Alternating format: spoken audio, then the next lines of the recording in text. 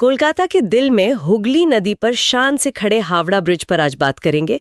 ये सिर्फ स्टील का एक ढांचा नहीं है, ये शहर की धड़कन है, इंजीनियरिंग का एक कमाल है और इतिहास का गवाह भी।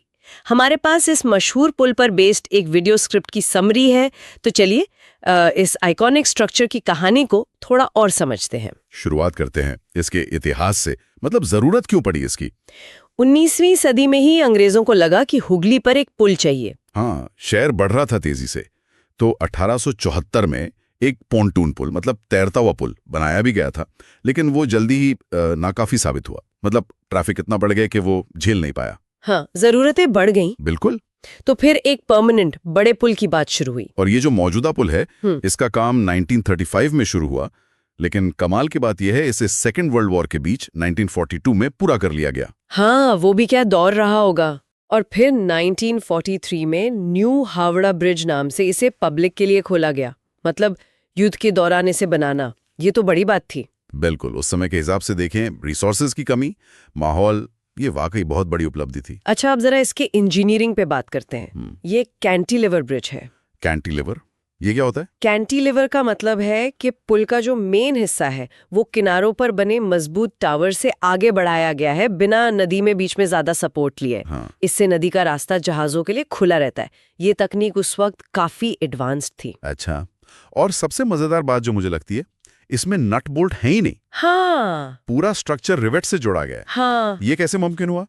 मतलब 705 मीटर लंबा पुल, 71 फीट चौड़ा, सिर्फ रिवेटिंग से। ये उस समय की इंजीनियरिंग स्किल का बेस्ट एग्जाम्पल है। हाँ, रिवेटिंग में क्या करते हैं कि मेटल की कीलों को गर्म करके छेदों में डालते हैं, हाँ, और फिर दोनों सिरों को पीटकर फैला देते हैं। इससे एक बहुत ही मजबूत जोड़ बनता है। अच्छा। खासकर बड़े स्ट्रक्चर्स के लिए, जहां वाइब्रेशन हो, भारी लोड हो, जैसे पुल, तो रिवेटिंग तब बहुत भरोसेमंद मानी जाती थी। और आज भी ये पुल, मतलब रोज 1 लाख से ज्यादा गाड़ियां और 1.5 लाख पैदल लोग, सोचिए जरा। हाँ, ट्रैफिक का बोझ बहुत ज्यादा है। इसे बनाया था Braithwaite, Burn and Jessop Construction Company ने, और स्टील वो टाटा स्टील ने दिया था, करीब 26,500 टन। बिल्कुल। और उस जमाने में भारत में इतना बड़ा स्टील प्रोजेक्ट ये आम बात नहीं थी। सही में ये एक बहुत बड़ी इंडस्ट्रियल और लॉजिस्टिकल चुनौती थी, जिसे कामयाबी से पूरा किया गया।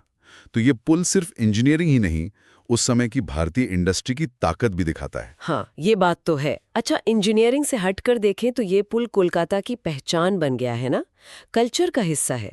सिर्फ हावड़ा और कोलकाता को जियोग्राफिकली नहीं जोड़ता, बल्कि लोगों को भी जोड़ता है। सही कहा।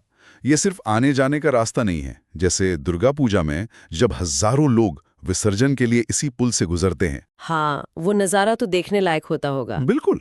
या फिर फिल्मों में जैसे युवा या बर्फी में इसे शहर के सिंबल की तरह दिखाया गया है। हाँ। तो पता चलता है कि कलकत्ता के कल्चर में कितना रच बस गया है। और फिर 1965 में गुरुदेव रविंद्रनाथ टैगोर के सम्मान में इसका नाम बदल दिया, रविंद्र सेतु रख दिया। हाँ, आधिकारिक नाम रविंद्र सेतु है, पर लोग तो आज भी इसे प्यार से हावड़ा ब्रिज ही कहते हैं, है ना? बिल्कुल। लोगों के मन में तो ये आज भी हावड़ा ब्रिज ही है, और शायद दुनिया के सबसे ज्यादा फोटो खींचे जाने वाले ब्रिजेस में से एक होगा। सही बात है। ये इतिहास और आज की जिंदगी का एक जीता जागता मेल है। तो हमने देखा कि हावड़ा ब्रिज सिर्फ एक पुल नहीं है, ये इंजीनियरिंग का कमाल है, हमारी सांस्कृतिक धरोहर है और कोलकाता का गौरव है।